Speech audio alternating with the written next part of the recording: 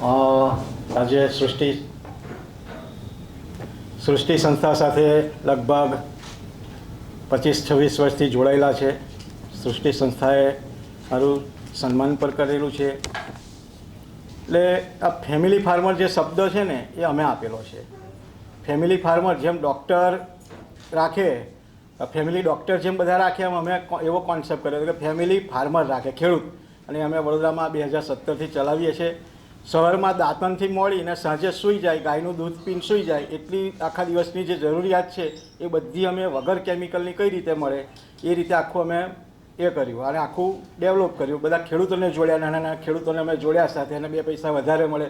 તાલુકાના ખેડૂતોને જોડ્યા, મારી સાથે છે ખેડૂતો, અને ગામમાંય છે, મારા ગામમાંય બધા ખેડૂતો. કારણ કે હું એટલું બધું ન કરી શકું, પણ સાથે મળીએ તો ઘણું બધું થઈ શકે.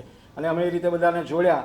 અને ઘણા વખતથી અમને એવું હતું કે વડોદરામાં પણ સૃષ્ટિ હાથ થાય. અમે બધા ખેડૂતોને, કારણ કે અમે ગમે તેટલો પ્રચાર કરીએ, ગમે તેટલું જોર લગાવીએ, પણ માર્કેટ ના હોય ત્યાં સુધી આ શક્ય નથી. એટલે આ માર્કેટનું કામ સૃષ્ટિ સંસ્થાએ અમને આપ્યું. એટલે બધા ખેડૂતો તો હતા સાથે, પણ માર્કેટ વેચવાનું હોય ત્યાં અટકી જાય. એટલે આ વર્ષથી અમે જે સૃષ્ટિ સંસ્થા સાથે મળીને માર્કેટની વ્યવસ્થા જે ઊભી કરી છે એના લીધે અમારા ખેડૂતો ખુશ છે. સારામાં સારું વ્યવસાય વેચાણ કરે છે, બધાને પોસાય એવું ને બધાને અનુકૂળ આવે એવું, કે ઝેર વગરનું જે આપવું છે. બીજું કે આમાં મારી વાત કરું તો અમે કઈ રીતે જો મારું આખું કુટુંબ આમાં જોડેલું છે. મારા 2 દીકરા ભણેલા છે. એક M.Com ડબલ ગ્રેજ્યુએટ GST કર્યું છે, બીજો દીકરો MSc કેમેસ્ટ્રી કર્યું છે. પણ આમાં જ છે, એક એમાં છે પ્રચાર પ્રસાર ને માર્કેટિંગનું કરે છે, એક ગૌશાળા ને ખેતીનું સંચાલન કરે છે. 1 વર્ષ 1.5 વર્ષ ફાર્મસીમાં નોકરી કરીને પછી કે પપ્પા આમાં તો બંધન બહુ લાગે છે, તો હું છૂટામાં આવી જા, ગાયો જેમ છૂટી રહે તેમ તું છૂટો રહે. એટલે એમાં આવ્યો છે. રમેશભાઈએ કીધું કે જે ભણેલા છોકરાઓ જે સ્ટેજ પર પગાર લે છે એટલો પગાર એનો હોવો જોઈએ. તો એ પ્રમાણે મેં કીધું છે. અત્યારે 1 લાખ રૂપિયા કમાય છે, એટલું ગણતરી કહું, મારું 3 લાખનું મહિને દૂધ થાય છે. એમાં 1 લાખ ખર્ચ પેટે જાય ગાયોના નિભાવ માટે, 1 લાખ રૂપિયા માણસ મજૂરી અને પહોંચાડવાનું દૂધ ખર્ચ થાય છે, 1 લાખ રૂપિયા વધે છે. એટલે 12 મહિનાના 12 લાખ રૂપિયા થઈ ગયા છે. એની ગણતરી છે કે 1.5-2 લાખ રૂપિયા વધે વર્ષે, અરે મહિને 2 લાખનો પગારદાર થઈ જાઓ એટલું કરવું છે. એટલે ગૌશાળા પાછળ મથે છે અત્યારે, અને બધાને સારી વસ્તુ આપે છે. અને માર્કેટિંગ વગર, યશભાઈએ કીધું માર્કેટિંગ વગર કશું થાય નહીં, તો માર્કેટિંગ અમે આ રીતે જ કર્યું કે આપણે વેલ્યુ એડિશનલ કરવું છે ને માર્કેટિંગ પણ કરવું છે. માર્કેટિંગ કરીએ જ્યાં સુધી આપણા માલનો પ્રચાર આપણે નહીં કરીએ ત્યાં સુધી વેચાવાનું નથી. ખેડૂતે વેપારી બનવાનું છે. અમારો એક સિદ્ધાંત, વેપારી એટલે બીજાનું લાઈન વેપાર નથી કરવાનો. જેમ રમેશભાઈ કીધું કે બધું જુદું જુદું લાવે એ રીતે નહીં, પોતાના માલનો ભાવ પોતે, મારા ઘઉં હોય કે મારા ચોખા હોય, જો ભાઈ ગેરંટી આપવાની, કોઈ જગાએ બીજી બાબતમાં કોમ્પ્રોમાઇઝ નહીં કરવાનું, પણ એને વસ્તુની ગેરંટી આપવાની. તું વાપર, ના ફાવે તો પાછું આપે. અમારા રમણ કાકા કહે છે તોડેલું પાછું આપી જજો, આવતા રવિવારે આજે લઈ જાઓ, વાપરજો, અને ના ફાવે તો પૂરા પૈસા આપશું ને તમારી વસ્તુ પાછી લઈ લઈશું. એટલે આ ગેરંટી આપે છે. એટલે આમાં નૈતિકતાને જો તમે નેવે નહીં મૂકો તો 100% સફળ થશો. અને એટલા માટે જ અમે નોકરી કાઢે છોકરાઓને વિચારીને હું નોકરી કરી. કોલેજમાં હતા અને ત્યારે પણ એક પ્રોફેસર સાથે પ્રશ્ન થતો હતો એ છોકરાને મારા, કે તું શું કરવાનો? તો કે હું ખેડૂત બનવાનો. તો ખેડૂત બનવાનો તો હું કાં આવે છે કે ભણવા, કે તો ભણવું તો પડે એમ કે. એટલે ભણે તો સારી ખેતી કરી શકે ને. એટલે ઘરમાં છે ને બધાને જોડીએ ને તો આ શક્ય છે, બધાને નહીં જોડીએ તો આ થવાનું નથી. જેમ પ્રશ્નો કીધું ઘરમાંથી જ વિરોધો થાય ને, તો ઘરમાંથી જ આ બધા પ્રશ્નો થાય. મારા વિરોધ વંટોળ બધું ઘરમાંથી જ થયું હતું. પણ બધાને છે ને ઊંટ ઢેકા કાઢે તો આપણે કાઠલા બનાવવાના, આ કાઠલાને બનાવીએ તો થાય નહીં. મારા ઘરે ગાયો હતી મારી પાસે, અત્યારે મારી પાસે 100-150 ગાયો છે નાની મોટી થઈને, દૂધનું કામ ચાલે. દરરોજના ગ્રાહકો એટલા હોય નહીં. અમને વેકેશન છે તો અમને દૂધ વધે જ, દૂધ આવે ઘરે આવે તો તકરાર થાય, ઘરનું કામ પતતું ના એનું વધીકું કામ આવે. એટલે મિસિસ અને મારી મમ્મી બેને તકરાર થાય, પછી 2 વાસણો થવાય ઘરમાં. પણ આ તકરાર ના થાય એટલે રસ્તો કાઢવાનો, જેમ ઊંટ ઢેકા કાઢે તો આપણે કાઠલો કાઢવાનો, કાઠલો બનાવવાનો.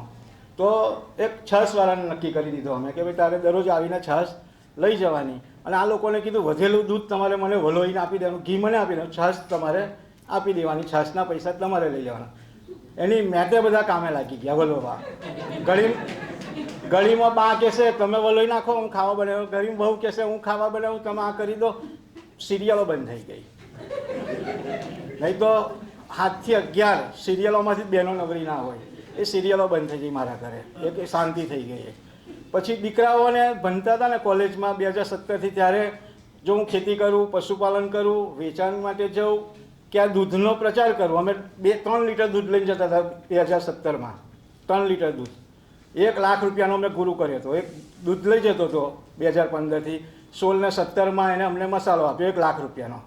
દીકરાઓ ઉઘરાણી કરે, ઉઘરાણી નહીં કરે, આપણે ગુરુ મળે એવું કરવાનું. એ જો હજુ ચાલુ રહ્યો હોત તો આપણે વડોદરા ગયા હોત નહીં. 3 લીટર દૂધ અમે શરૂ કર્યું. એ ભાઈ અમને 1 લાખ રૂપિયાનો ગોદો ચૂનો લગાડ્યો એટલે અમે પછી જાતે લઈને જવા લાગ્યા. એટલે એને કીધું જો 1 લાખ રૂપિયા ના ઘાલ્યા તો અમે હજુ વડોદરા દેખ્યા જ એને જ આપી દે તમે દૂધ. એ દૂધ ખાનારા જ લોકો અમે શાકભાજી દૂધ લે. ગાયનું દૂધ કોણ ખોરે? જેને હેલ્થ માટે ચિંતા છે ને એને જ. ડોબાનું દૂધ તો બધાય ખાય, પણ ગાયનું દૂધ જે ખાય છે ને એ જ બધી સારી વસ્તુ ખોરે, એ જ સારું ખોરે.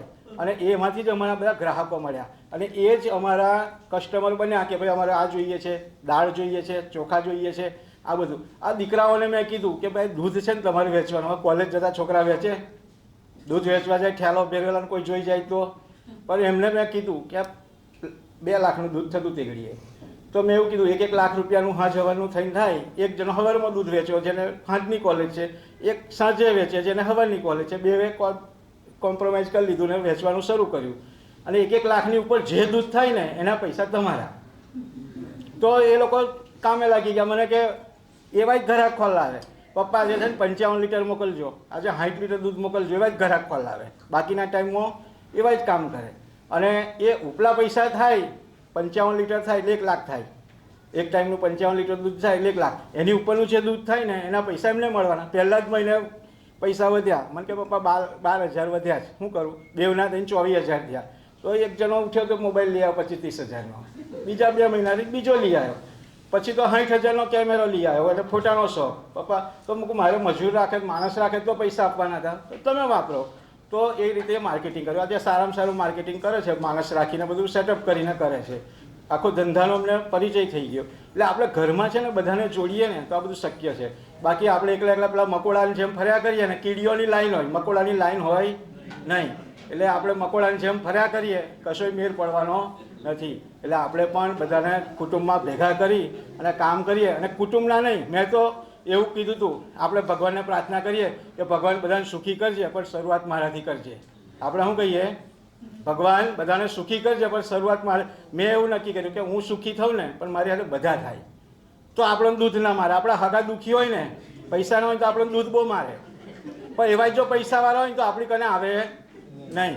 એટલે મારું ગામ, મારો સમાજ, મારો તાલુકો, જિલ્લો, બધા જ લોકો સુખી થાય તો આપણને એટલી તકલીફ ઓછી આપે.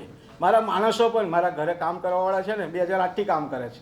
હું 2008 પેલા કાકા સાથે આમ તો 1993થી આમાં ધરતીને ઝેર ન આપવું ને એવું પાંડવનું શાસ્ત્રીએ કીધેલું, ત્યારથી અમે આમાં જોડાયેલા. પણ ભેગા સંયુક્ત કુટુંબમાં હતા. બહાર જાઉં તો કાકો ખાતે ઠપકારાઈ દે. એટલે બધા આવી મુશ્કેલીઓમાંથી 2008માં જુદા થયા. 10,000 પોકેટ મહિના હતા. એક ગાયથી મેં શરૂઆત કરી હતી, ત્યારે 150 ગાયો હું પહોંચ્યો છું. એક ગાય હતી મારી પાસે. એટલે સફળતા આપણા હાથમાં છે, પણ નૈતિક મૂલ્યોને મૂકશું ને તો આ થવાનું નથી. વાત ઘણી બધી લાંબી છે, આપણે સવારના બેઠા છે, ફરી ક્યારેક મળશું ત્યારે બધી વાત કરશું. પણ નૈતિક મૂલ્ય, નૈતિક જવાબદારી જો આ ફરજ અદા કરશું ને સૃષ્ટિ સંસ્થાનો આપણે આભાર માનીએ કે આપણને આવું સારું માર્કેટ આપી રહ્યા, સારા ગ્રાહકો આપી રહ્યા છે. જે સમાજનો નિચોડ છે, બધા લોકો નથી આવતા. કિસ્મતમાં જ લોકો સારું ખાવા આવે છે, બધા ખાવા આવતા નથી. બધા જ ડોબાનું દૂધ કંઈ ચાલે નહીં. એટલે બેવમાં હવા હોવી જોઈએ એવી મારી નમ્ર પ્રાર્થના. જય ગૌ.